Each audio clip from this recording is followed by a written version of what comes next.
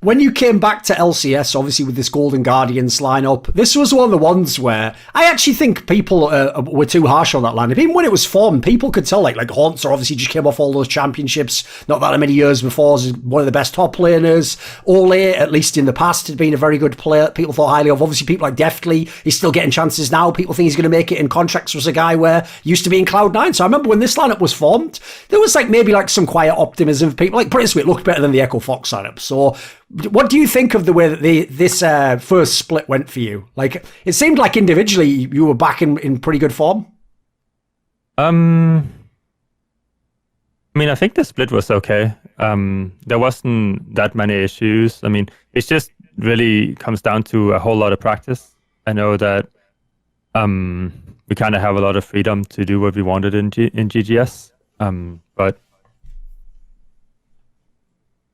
I think maybe we just weren't better than what we got in that lineup. I'm not really sure how we would do much better. There was a lot of conflict about what we're supposed to do in the game and what we're not supposed to do in the game, and how to play out the game, which we never really got to figure out. What was the big issue? What was the contract? How did other people want to play?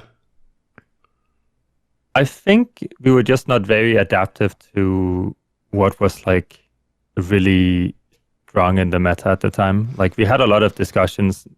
I think there was a lot of different first picks as something that was possible. And it was I think it was tanks in top lane, Lissandra Zoe mid lane, stuff like that, where it's we just had a lot of confusion about okay, we actually don't talk about how we're gonna play against all these kind of meta picks at the time. It's more we just kind of pick whatever is fine for our laning phases, and then we just play the game out, which I think is you don't really win games like that, but you never really look like you're shitting the bed either. True. I think that was a big issue in the team, so we never really got to talk a lot about how we really want to play the game, and we had coaching staff issues too, where it was there was some swapping in and out of coaches and trying to find some coaching and extra help and stuff like that to try to kind of make stuff work, because it was a lot more I don't know, they wanted to do some things, and I don't really know how to explain it. I think they were just trying to do it more regular NBA stuff too. But I don't know. It was some weird stuff. This team this year, where obviously it was a playoff / borderline playoff team, it was a team that had some upset wins over some top teams.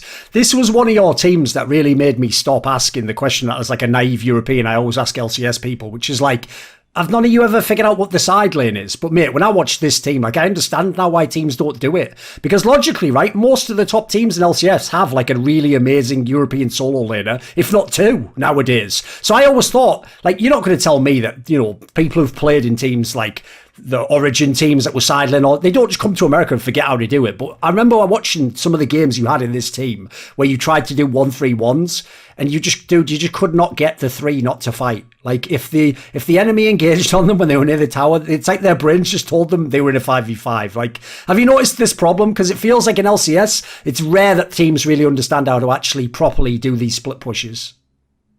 I think 1v1ing is just not that good right now, because there's not you don't have extreme pressure from a side lane player, and then teams are really good at controlling what's going on in the game, and then just grouping up for dragons and stuff. And usually, if you have a split push guy, then it's usually a split push top laner like Fiora, Jax, or something like that. You usually end up conceding some dragons because you end up going topside, make sure that guy is strong. And then the other team just has an easy win condition.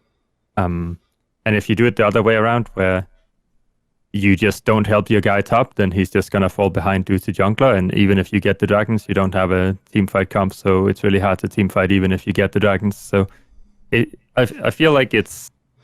Also, people got way, way better at engaging and flanking than they were in the past. So usually you will just get engaged on in mid lane, which is what you're talking about, where it's the 3 people fight.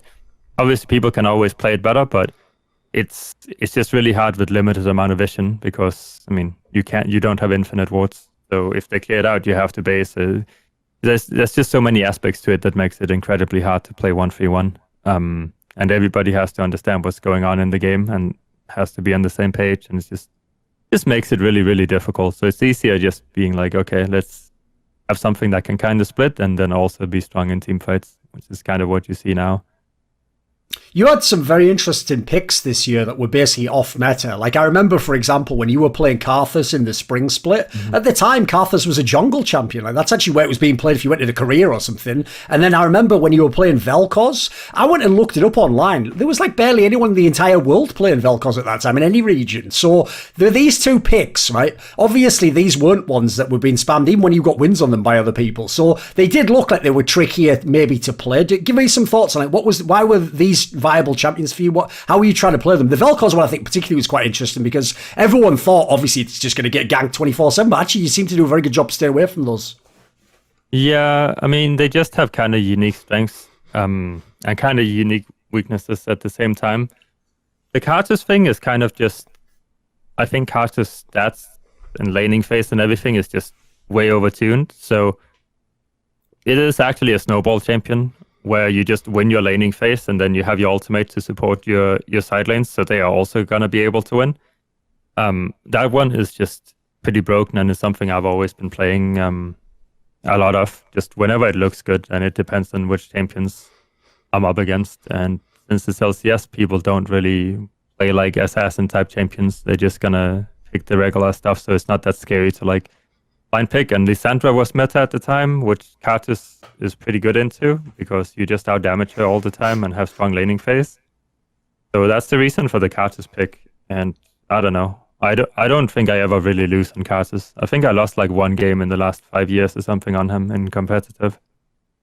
For the Vel'Koz, he is actually like a common counter pick to control mages. Like he can do well against the Victor or Rihanna and those kind of champs because you can outpush other champions by just like 3 points in W, and it just clears the wave. So it's not really a super gankable champion, and it's pretty safe on its own, while also being able to provide a lot of power in team fighting. I don't really think it's anything special. I could have played another champion, but he does have long range, and we just saw a lot of success with those champions when it came to scrimming. So I decided that I wanted to play it on stage as well because they were very, very, very successful in scrims. Right, another champion I want to ask you about, I'll relate it to actually something topical though, which is if people remember, in the MSI in this year, Season 9, 2019, was the one when Team Liquid beat Invictus Gaming and made it to the final of the tournament. And one of the picks that Jensen actually used was Locke's mid lane, which obviously hadn't been meta for years. And in fact, actually, maybe way back to your days back in CLG when you used to play it. And so I remember the story was at the time, wasn't it that you yourself had been spamming it in like solo queue or maybe scrims even, and then he kind of took it from there? I was spamming it in scrims, and we won pretty much every game I played Lux in. I used it as a counter to Lissandra mostly, because that was just what people first picked, but it also worked well against Lux, or against Zoe, sorry. Right. Yeah, I basically just played it a lot, and then people started copying the Lux because there was some power in it. Because the weird thing is, anyone who's watched your stream in the last few months knows that you always say on your stream, like, we're not playing Lux, like, the fucking champion sucks. So what's changed? I think it's just that she's strong in some scenarios and really, really weak in others. Right now, junglers can basically one-on-one everything they meet, and Lux is extremely weak against the jungle champions. It basically doesn't have an impact. So even if Lux gets pushed in mid lane, which is like, I think she actually has a decent laning phase and she is really, really strong for team fighting, but she can't side lane at all. Even if there's no one there and the jungler comes, you're just fucked. And basically you just have to AFK in mid lane the entire time, just waiting for team fights to happen. So I feel like he's